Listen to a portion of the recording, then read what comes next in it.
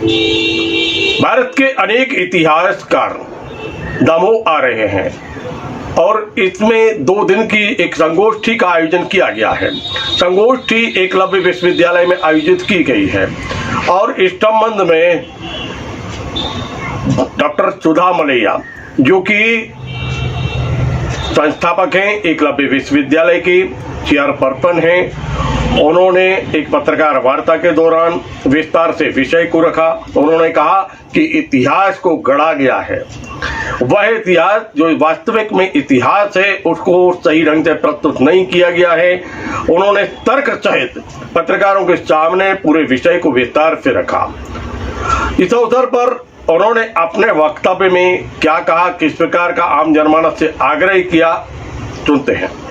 5 और 6 अगस्त को एकलव्य विश्वविद्यालय अखिल भारतीय इतिहास संकलन योजना के संयुक्त तत्वावधान में एक द्वितीय राष्ट्रीय वरिष्ठ इतिहासकार गोष्ठी का आयोजन कर रहा है।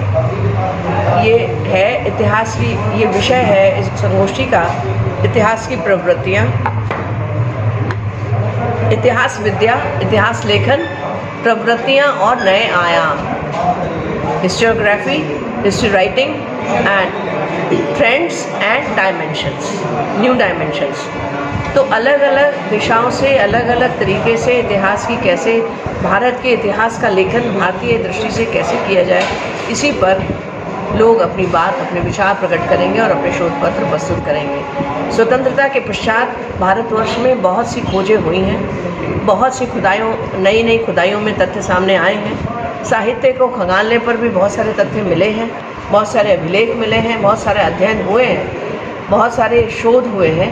उन सब को इतिहास की पुस्तकों में, पाठ्य पुस्तकों में समेटा जा सके, इस दृष्टि से बार बार ऐसी राष्ट्रीय संगोष्ठियाँ अखिल भारतीय इतिहास संकलन योजना के माध्यम से होती रही हैं। इस बार इसका सौभाग्य एकलव्य विश्वविद्यालय को मिला है, जो 5 और 6 को होगी, सुबह 10 बजे से लेकर शाम को 6 बजे तक। कितने इतिहासकार यहाँ पर दमोह को? इसमें लगभग 150 इतिहासकार आ रहे हैं।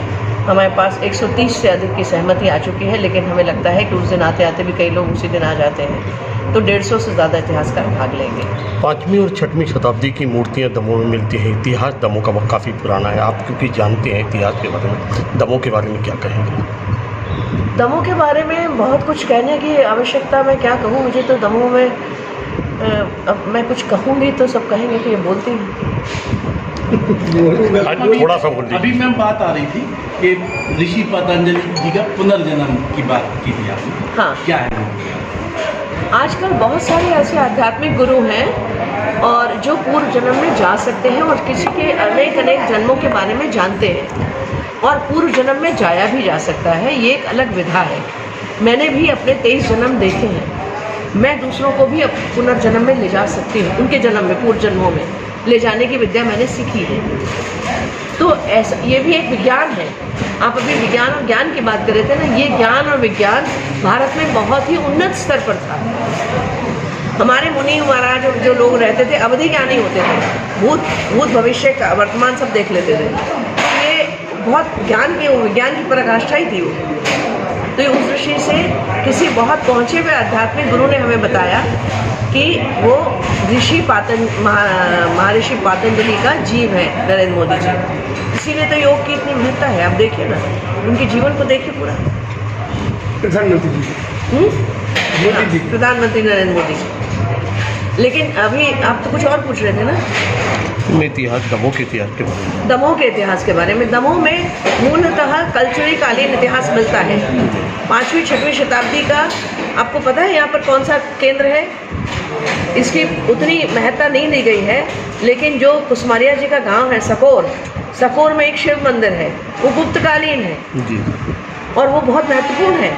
उसमें जो गुप्तकालीन कला है वो उसका अंकन मिलता है। और उसके बाद 8वीं 9वीं शताब्दी के बाद से मिलते हैं। बांदरपुर के पास एक जगह थी, गांव है छित्राखेड़ा में 7 मंदिरों के 7 मंदिरों के अधिष्ठान मिलते हैं, जगती जिसको कहते हैं, प्लेटफॉर्म। उनको वो मिलते हैं। 7 मंदिर थे, उनको तोड़ दिया गया, पूरा नष्ट भ्रष्ट है। अब देखते हैं जाके वहाँ सिर्फ खंडर पड़े हैं।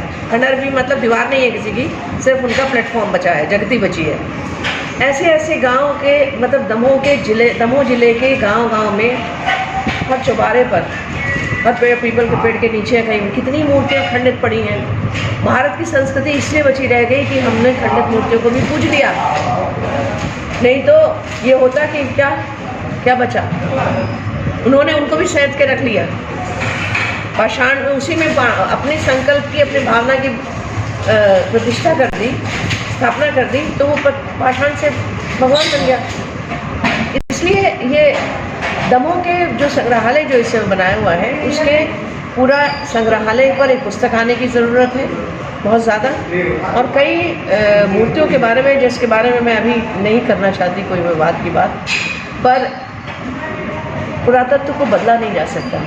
प्रतिमा विधान है पूरा, लोगों ने जिसको लेकर बदलने की कोशिश करी है। एक युगल मूर्ति को आप सिंगल मूर्ति बता रहे हो, सिंगल मूर्ति बता रहे हो।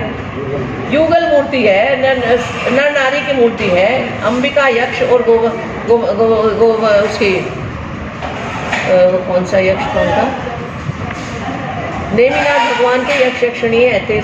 22वें तीर्थंकर नेमिनाथ की यक्ष यक्षिणी की मूर्ति है, वो अंबिका देवी है उसमें, और यक्ष का नाम मुझे भी याद नहीं आ रहा। अब उसको कुछ भी बताते रहो, तो मैं ये और वो भी उस विभाग का मंत्री के मुख से। आपका इशारा रुक्मणी देवी की वही मूर्ति की तरफ। मैं कुछ नहीं कह रही, मेरा ये कहना है इतिहास नहीं बदल जाता किसी कहने से। अभी लोगों ने मुझसे पूछा कि प्रामाणिक इतिहास जो रहेगा वो रहेगा।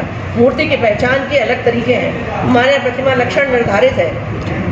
सब मूर्तियों का, रामचंद्र जी की मूर्ति कैसे बनाई जाएगी, उनका अगर सिर 6 इंच का है तो पूरी बॉडी का अनुपात क्या होगा, अंग सौष्ठव क्या होगा, कृष्ण जी की मूर्ति किस मुद्रा में बनाई जाएगी, गणेश जी की कैसे बनाई जाएगी, शिव जी की कैसे बनाई जाएगी, ये सब प्रतिमा लक्षण विधान, तीर्थंकरों की कैसे बनाई जाएगी, बुद्ध की कैसे बनाई जाएगी, सब निधान, सब तय है।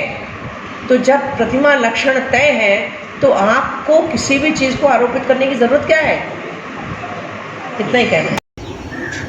मित्रों, ये थे अब तक के प्रमुख समाचार। कल फिर मिलेंगे आपसे हम नए समाचारों के साथ, तो देखते रहिए डिजियाना दमोह न्यूज। नमस्कार।